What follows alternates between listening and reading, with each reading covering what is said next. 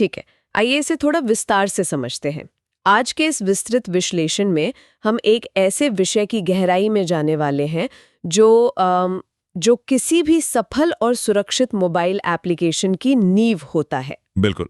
हमारा मिशन आज Android studio में फायरबेस ऑथेंटिकेशन के आर्किटेक्चर और उसके व्यावहारिक कार्यान्वयन को डिकोड करना है। मतलब जब भी हम कोई नया ऐप डाउनलोड करते हैं, सबसे पहला सामना उसी लॉगिन या साइन अप स्क्रीन से ही होता है। एकदम सही। ये सुनने में बहुत ही सामान्य लगता है, लेकिन इसके पीछे की जो इंजीनियरिंग है वो किसी भी डेवलपर के लिए एक बहुत बड़ा सिरदर्द हो सकता है। अगर हम इसे बड़े परिप्रेक्ष्य से जोड़कर देखें तो आज के डिजिटल युग में यूजर ऑथेंटिकेशन सिर्फ एक चेकबॉक्स नहीं है जिसे टिक करना होता है। ये डिजिटल पहचान, गोपनीयता और सुरक्षा का पहला और सबसे महत्वपूर्ण दरवाजा है। हर दिन अनगिनत ऐप्स डेटा ब्रीच या हैकिंग का शिकार होते हैं। ऐसे में यूजर्स का डेटा सुरक्षित रखना सबसे ज्यादा जरूरी है।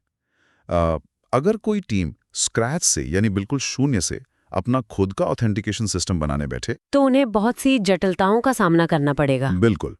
उन्हें पासवर्ड को सुरक्षित रूप से हैश करने, सॉल्टिंग तकनीकों का उपयोग करने, डेटाबेस स्कीमा को मेंटेन करने और सुरक्षित सेशन टोकन जनरेट करने जैसे बेहद जटिल क्रिप्टोग्राफिक काम करने होंगे। और ईमानदारी से कहें तो हर ऐप डेवलपर कोई साइबर सिक्योरिटी एक्सपर्ट नहीं होता। उनका मुख्य फोकस अपने ऐप के कोर फीचर्स बनाना होता है, न कि हर बार पहिए का फिर से आविष्कार करना। हाँ, और यहीं पर फायरबेस जैसी सेवाएं एक गेम चेंजर साबित होती हैं। मैं भी यही सोच रही थी। ये पूरी की पूरी सुरक्षा प्रणाली को कुछ बहुत ही सरल कॉन्फ़िगरेशन और फंक्शंस में समेट देता है। तो चलिए इस बात पर चर्चा करते हैं कि एक डेवलपर असल में इस प्रक्रिया को अपनी एंड्रॉयड ऐप में कैसे इंटीग्रेट करता है। शुरुआत जाहिर तौर पर प्रोजेक्ट सेटअप से ही होती है। सही कहा। इस पूरी प्रक्रिया की जो नींव है वो फायरबेस कंसोल पर रखी जाती है। एक डेवलपर को सबसे पहले वहां अपना एक प्रोजेक्ट बनाना होता है। एक गूगल अकाउंट का इस्तेमाल करके, राइट? हाँ बिल्कुल। साइन इन करने के बाद प्रोजेक्ट बनाना होता है और फिर अपनी एंड्रॉयड ऐप के पैकेज नेम के जरिए उसे रजिस्टर करना होता है। ये पैकेज नेम इंटरनेट की दुनिया में उस ऐप का एक तरह से जन प्रमाण पत्र या विशिष्ट पहचान करता होता है। एकदम सटीक उदाहरण है। लेकिन रजिस्ट्रेशन के ठीक बाद जो सबसे महत्वपूर्ण कदम आता है वो है एक विशेष जेसन कॉन्फ़िगरेशन फाइल को डाउनलोड करके एंड्रॉयड स्टूडियो के प्रोजेक्ट फोल्डर में रखना। वो गूगल सर्विसेज.json फाइल, इसे अक्सर एक जादुई चाबी की तरह पेश किया जाता है। लेकिन जरा रुकिए, यहाँ मेरे दिमाग में एक सुरक्षा से जुड़ा सवाल आता है। पूछिए। अगर ये कॉन्फ़िगरेशन फाइल ऐप के सोर्स कोड के साथ ही पैक होकर यूजर के फोन में जा रही है तो क्या कोई भी इसे रिवर्स इंजीनियर करके हमारे सिस्टम का पूरा एक्सेस नहीं ले सकता? ये डर अक्सर होता है। मतलब क्या इसमें हमारे डेटाबेस के सीक्रेट पासवर्ड्स नहीं होते? ये एक बहुत ही बेहतरीन और अक्सर पूछा जाने वाला सवाल है। यहाँ ये स्पष्ट करना बहुत जरूरी है कि इस जेसन फाइल में कोई भी प्रशासनिक या एडमिन लेवल का सीक्रेट की नहीं होता। हो अच्छा। इसे एक तरह से पब्लिक आईडी कार्ड या सीक्रेट हैंडशेक के रूप में समझा जा सकता है। इसमें केवल प्रोजेक्ट का आईडी, क्लाइंट आईडी और एपीआई की जैसी जानकारी होती है। तो ये सिर्फ एक परिचय पत्र है? बिल्कुल। ये सिर्फ ये बताती है कि ये ऐप फायरबेस के फलां प्रोजेक्ट से बात करना चाहती है। ये फाइल ऐप को डेटाबेस में कुछ भी मनमाना बदलाव करने का अधिकार नहीं देती। असली सुरक्षा के नियम फायरबेस के सर्वर पर सुरक्षित रहते हैं, ना कि इस फाइल में। ये तो सुनने वालों के लिए और खास तौर पे नए डेवलपर्स के लिए एक बहुत बड़ी राहत की बात है। इसका मतलब है कि ये फाइल महज एक पहचान पत्र है, तिजोरी की चाबी नहीं। हाँ। अब एक बार जब ये पहचान पत्र ऐप के अंदर मतलब ऐप डायरेक्टरी में रख दिया जाता है तो अगला कदम बिल्ड सिस्टम को तैयार करना होता है। सही। डेवलपर्स को अपनी ग्रेडल फाइलों में कुछ विशिष्ट निर्भरताएं या डिपेंडेंसीज जोड़नी होती हैं। मुझे ये हिस्सा हमेशा थोड़ा दिलचस्प लगता है क्योंकि ये असल में ऐप को एक नई भाषा सिखाने जैसा है। बिल्कुल सटीक एनालॉजी है। जब हम प्रोजेक्ट लेवल और ऐप लेवल ग्रेडल फाइलों में फायरबेस के प्लगइन्स और ऑथेंटिकेशन लाइब्रेरीज जोड़ते हैं, जैसे वो क्लास पाथ वाला code, right? com.google.gms.google services version 4.3.15 या जो भी लेटेस्ट हो। हाँ भाई। और ऐप लेवल में भी com.android.application और गूगल सर्विसेज के प्लगइन्स जोड़ने होते हैं। और सबसे जरूरी इम्प्लीमेंटेशन लाइन, जिसमें हम फायरबेस ऑथ लाइब्रेरी डालते हैं। तो हम असल में एंड्रॉयड स्टूडियो को ये निर्देश दे रहे होते हैं कि वो गूगल के सर्वर्स से उन सभी जरूरी कोड ब्लॉक्स और टूल्स को डाउनलोड कर लें जो फायरबेस के साथ संचार करने के लिए आवश्यक है। एकदम सही। और जब डेवलपर सिंक नाउ पर क्लिक करता है तो बैकग्राउंड में ये पूरी डिक्शनरी डाउनलोड हो जाती है। इसके बिना ऐप का कोड फायरबेस के सर्वर्स के साथ नेटवर्क रिक्वेस्ट के जरिए सुरक्षित रूप से बात नहीं कर सकता। ठीक है, तो अब हमारा ढांचा पूरी तरह से तैयार है। ऐप के पास अपना पहचान पत्र है और वो फायरबेस की भाषा भी समझती है। अब असली एक्शन शुरू होता है। हाँ, अब हम मुख्य काम पर आते हैं, यूजर को रजिस्टर करना और लॉगिन करवाना। मान लेते हैं कि किसी भी डेवलपर ने एक बहुत ही शानदार यूजर इंटरफेस यानी यूआई बना लिया है, जिसमें ईमेल और पासवर्ड डालने के लिए XML लेआउट में टेक्स्ट बॉक्स मौजूद है। अब उस स्क्रीन के पीछे का आर्किटेक्चर कैसे काम करता है? या सबसे दिलचस्प बात यह है कि इतने जटिल दिखने वाले सिस्टम का नियंत्रण एक सिंगल इंस्टेंस के पास होता है। वो फायरबेस ऑथेंटिकेशन.गेट इंस्टेंस वाला। बिल्कुल, पूरे कोड में एक मुख्य नियंत्रक होता है जिसे फायरबेस ऑथेंटिकेशन ऑब्जेक्ट कहा जाता है। जब कोई यूजर रजिस्टर बटन पर क्लिक करता है तो डेवलपर का कोड बस यूजर द्वारा डाले गए ईमेल और पासवर्ड को उठाता है और इस ऑथेंटिकेशन ऑब्जेक्ट के एक विशेष फंक्शन को सौंप देता है। और वो फंक्शन है create user with email and password, है ना? हाँ, ये फंक्शन बाकी का सारा भारी काम करता है, जैसे नेटवर्क पर सुरक्षित कनेक्शन बनाना, डेटा को इनक्रिप्ट करना और उसे फायरबेस के सर्वर तक पहुंचाना। और अगर यूजर पहले से मौजूद है तो बस sign in with email and password का इस्तेमाल होता है। लेकिन मोबाइल नेटवर्क हमेशा स्थिर नहीं होते। कभी-कभी डेटा भेजने और सर्वर से जवाब आने में कई सेकंड लग सकते हैं। तो क्या उस दौरान ऐप पूरी तरह से फ्रीज हो जाती है? नहीं, ऐसा नहीं होना चाहिए। तो यूजर को कैसे पता चलता है कि बैकग्राउंड में कुछ हो रहा है? सफलता या विफलता का पता कैसे चलता है? यहीं पर एसिंक्रोनस प्रोग्रामिंग या कॉलबैक्स की भूमिका आती है। जब ऐप फायरबेस को डेटा भेजती है तो वो वहीं रुककर इंतजार नहीं करती। इसके बजाय वो कोड में एक लिसनर लगा देती है। एड ऑन कंप्लीशनर की बात कर रहे हैं आप? एकदम सही। ये लिसनर एक तरह का अलार्म है। ये कहता है कि मैं अपना काम करता रहूंगा, लेकिन जब फायरबेस सर्वर से सफलता या विफलता का जवाब आ जाए तो मुझे तुरंत सूचित कर देना। या चल रही है। हाँ, जिससे यूजर एक्सपीरियंस खराब नहीं होता। ये बहुत ही स्मूथ है। और जब जवाब आता है कि यूजर सफलतापूर्वक रजिस्टर हो गया है तो ऐप उसे होम स्क्रीन पर ले जा सकती है। बिल्कुल। लेकिन चलिए एक बहुत ही व्यवहारिक और आम समस्या पर बात करते हैं।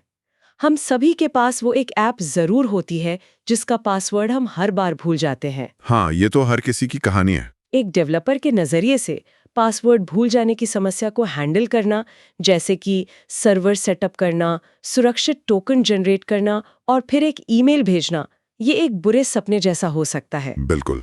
पारंपरिक तरीके से पासवर्ड रिकवरी सिस्टम बनाना अपने आप में एक अलग और बड़ा प्रोजेक्ट है।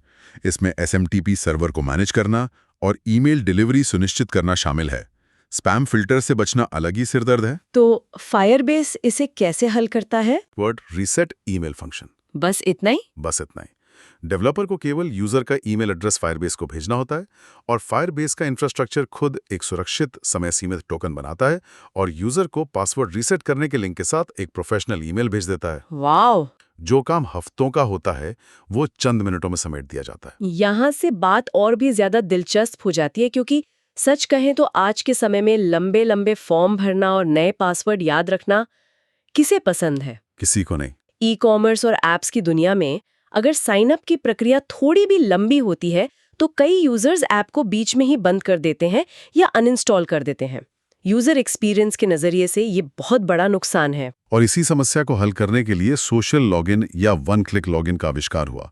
गूगल साइन इन इसका एक बेहतरीन उदाहरण है। इसके पीछे की अवधारणा ये है कि यूजर ने पहले से ही गूगल जैसी किसी विश्वसनीय संस्था को अपनी पहचान साबित कर दी है, तो क्यों ना ऐप उसी भरोसे का इस्तेमाल करे, राइट? एकदम सही।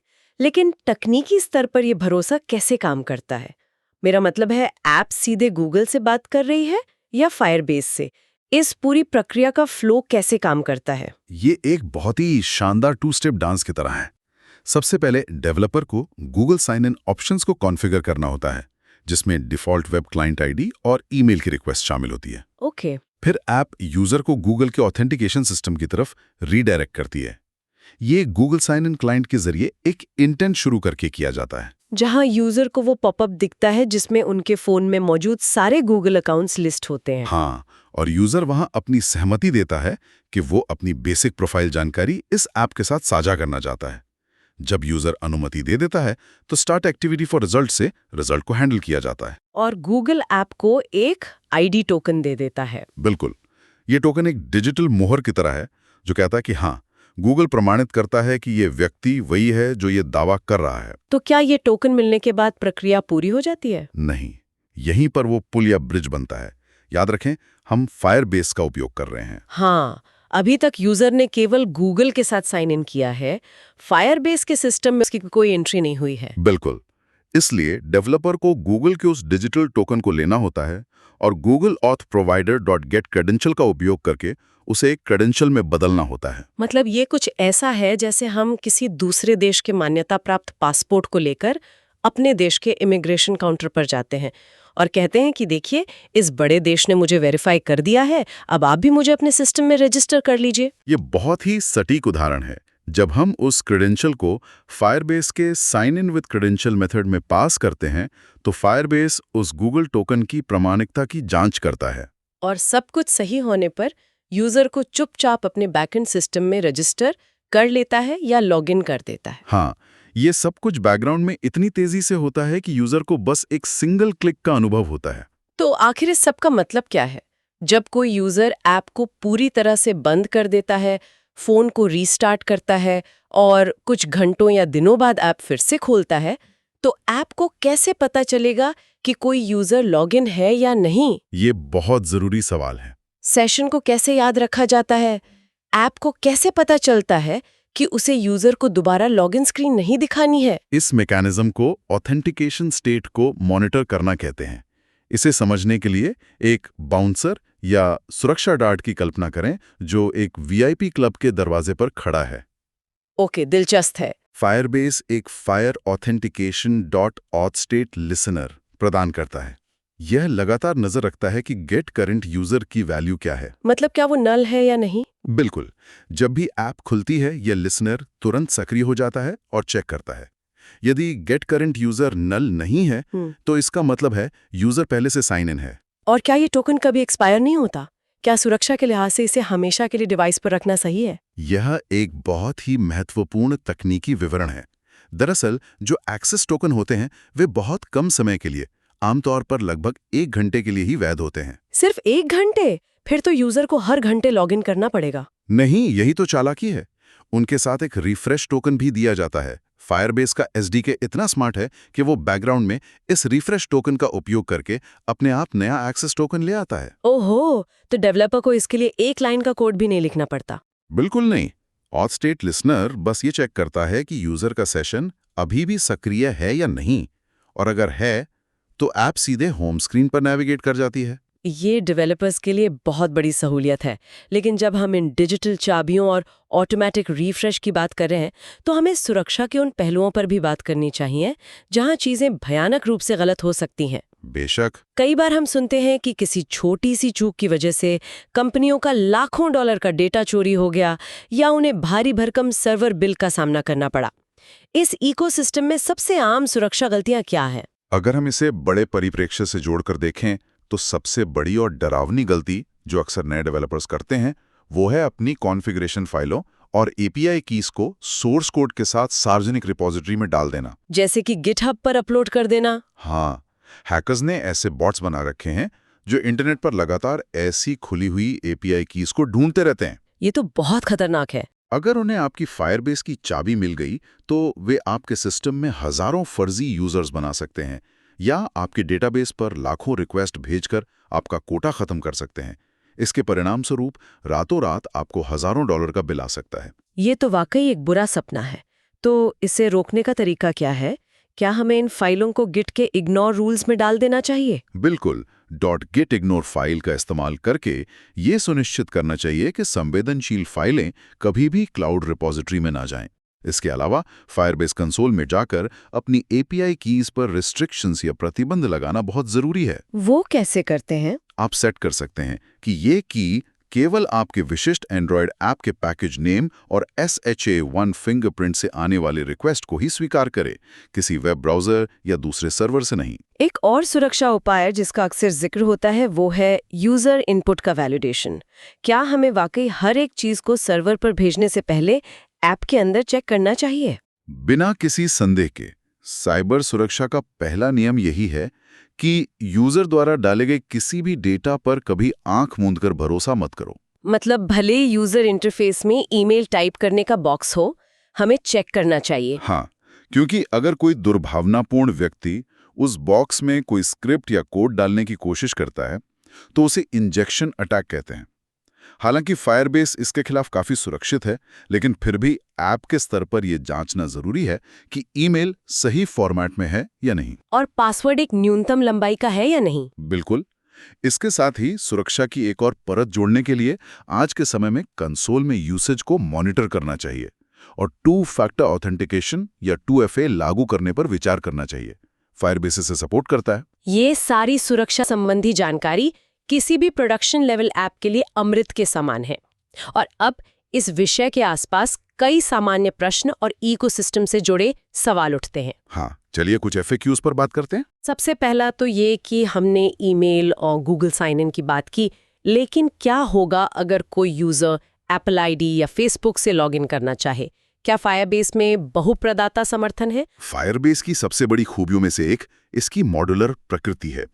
ये सिर्फ ईमेल या गूगल तक सीमित नहीं है। इसमें एप्पल, फेसबुक, ट्विटर, गिटहब और यहाँ तक कि सीधे फोन नंबर पर OTP भेजकर लॉगिन करने का इनबिल्ट सपोर्ट मौजूद है। और क्या इन सबको एक ही प्रोजेक्ट के तहत कॉन्फ़िगर किया जा सकता है? बिल्कुल, जिससे ऐप में एक यूनिफाइड ऑथेंटिकेशन अनुभव मिलता है। यूजर चाहे किसी भी तरीके से आए, डेटाबेस में उसे एक विशिष्ट पहचान या UID ही मिलती है। और अगर किसी यूजर को ऐप से पूरी तरह बाहर निकलना हो, यानी लॉग आउट करना हो, तो क्या ये प्रक्रिया जटिल है? बिल्कुल नहीं। लॉग आउट करना शायद इस पूरी प्रक्रिया का सबसे आसान काम है। बस एक फंक्शन कॉल? हाँ, डेवलपर को बस mauth.signout कॉल करना होता है। ये कमांड डिवाइस पर मौजूद सभी सेशन टोकन्स को तुरंत नष्ट कर देती हैं। और जैसा कि हमने पहले उस बाउंसर या ऑथ स्टेट लिसनर की बात की थी, एकदम सही पकड़े। वो लिसनर तुरंत भांप लेता है कि टोकन गायब हो गया है और ऐप को ट्रिगर कर देता है कि यूजर को वापस लॉगिन स्क्रीन पर फेंक दिया जाए। एक और सवाल जो अक्सर छोटे स्टार्टअप्स या स्वतंत्र डेवलपर्स को परेशान करता है, वो है लागत। क्या ये सब उद्यम स्तर की सुरक्षा पूरी तरह से मुफ्त है? इसका जवाब है, एक मुफ्त टियर उपलब्ध है, लेकिन एक सीमा के बाद पैसे लगते हैं। फायरबेस एक बहुत ही उदार मुफ्त टियर प्रदान करता है। तो ज्यादातर मामलों में अगर आप केवल ईमेल, पासवर्ड या सोशल लॉगिन का उपयोग कर रहे हैं, तो इसके लिए आपको कोई पैसा नहीं देना पड़ता। सही। लेकिन अगर आप फोन नंबर पर OTP वाले ऑथेंटिकेशन का ज्यादा उपयोग करते हैं, तो एक तय लिमिट के बाद SMS भेजने का खर्च जुड़ने लगता है। इसलिए कंसोल में बिलिंग अलर्ट सेट करना एक अच्छी आदत है। एरर हैंडलिंग के बारे में क्या, अगर कुछ गलत हो जाए तो? फायरबेस बहुत ही विशिष्ट एरर कोड्स देता है। जैसे अगर पासवर्ड बहुत छोटा है या ईमेल पहले से रजिस्टर्ड है, तो वो सटीक एरर थ्रो करता है ताकि ऐप यूजर्स को सही और स्पष्ट संदेश दिखा सके। एक आखिरी लेकिन सबसे महत्वपूर्ण पहलू, फायरबेस ऑथेंटिकेशन अकेले काम नहीं करता। इसका असली जादू तब दिखता है जब ये फायरबेस के पूरे इकोसिस्टम के साथ जुड़ता है। खासतौर पर cloud Firestore, real time database और क्लाउड फंक्शंस के साथ। ये इंटीग्रेशन काम कैसे करता है? ये शायद वो मुख्य कारण है जिसकी वजह से डेवलपर्स फायरबेस को इतना पसंद करते हैं। मान लीजिए कि आपके पास एक डेटाबेस है जहां यूजर्स के निजी नोट सेव होते हैं। आप कभी नहीं चाहेंगे कि एक यूजर किसी दूसरे यूजर के नोट्स पढ़ सके। बिल्कुल। फायरबेस ऑथेंटिकेशन सीधे डेटाबेस की सुरक्षा नियमों या सिक्योरिटी रूल्स के साथ बात करता है। आप डेटाबेस में एक सरल सा नियम लिख सकते हैं कि इस दस्तावेज को केवल वही व्यक्ति पढ़ सकता है जिसका ऑथेंटिकेशन टोकन ID इस दस्तावेज के मालिक के ID से मेल खाता हो। तो यदि कोई बिना लॉगिन किया हुआ यूजर या कोई दूसरा यूजर उस डेटा को एक्सेस करने की कोशिश करेगा तो क्या होगा? डेटाबेस खुद उस रिक्वेस्ट को खारिज कर देगा, भले ही ऐप का फ्रंट एंड कोड कुछ भी कहे। ये तो सच में शानदार है। बैकएंड और फ्रंट एंड के बीच ऐसा सहज तालमेल होना विकास के समय को महीनों से घटाकर दिनों में बदल देता है। बिल्कुल। तो अगर हम इस पूरी तकनीकी यात्रा का सारांश निकालें, तो स्रोत सामग्री में दिए गए कदम यूजर मैनेजमेंट और सुरक्षा को बिना किसी जटिलता के ऐप में जोड़ने का एक साफ और आसान तरीका प्रदान करते हैं। ये स्पष्ट हो जाता है कि आधुनिक ऐप डेवलपमेंट में यूजर ऑथेंटिकेशन अब कोई ऐसा पहाड़ नहीं है जिसे पार करना असंभव हो। सही बात है। सही टूल्स और आर्किटेक्चर को समझकर, सुरक्षा की सर्वोत्तम प्रथाओं का पालन करके कोई भी जटिल सुरक्षा प्रणालियों को आसानी से लागू कर सकता है। इससे एक बहुत ही महत्वपूर्ण सवाल खड़ा होता है। कैसा सवाल? आज की चर्चा में हमने देखा कि फायरबेस जैसा प्लेटफॉर्म डेवलपर्स के लिए जीवन कितना आसान बना देता है। सब कुछ एक ही जगह पर, एक ही कंपनी के सर्वर पर खूबसूरती से काम करता है। लेकिन जब दुनिया भर के लाखों स्वतंत्र ऐप्स अपने यूजर्स की डिजिटल चाबियों और ऑथेंटिकेशन के लिए किसी एक विशाल इकोसिस्टम जैसे कि गूगल या फायरबेस पर पूरी तरह से निर्भर हो जाते हैं, तो लंबी अवधि में इसके क्या मायने हैं? बिल्कुल, लंबी अवधि में डिजिटल पहचान के स्वामित्व और इंटरनेट के विकेंद्रीकरण के लिए इसके क्या मायने हैं? क्या सारा नियंत्रण किसी एक केंद्रीकृत प्रणाली के हाथ में सौंप देना हमारे डिजिटल भविष्य के लिए सही दिशा है? सुविधा बनाम नियंत्रण और केंद्रीकरण बनाम विकेंद्रीकरण की ये बहस तकनीकी जगत के सबसे गहरे विषयों में से एक है। ये वाकई एक ऐसा वैचारिक और उत्तेजक सवाल है जिस पर हर डेवलपर और तकनीक प्रेमी को स्वयं मंथन करना चाहिए। इसी विचार के साथ हम आज के इस ज्ञानवर्धक चर्चा का समापन करते हैं। सुनने वालों को खुद इस पर सोचने के लिए प्रेरित करते हुए हमारे साथ जुड़ने के लिए धन्यवाद।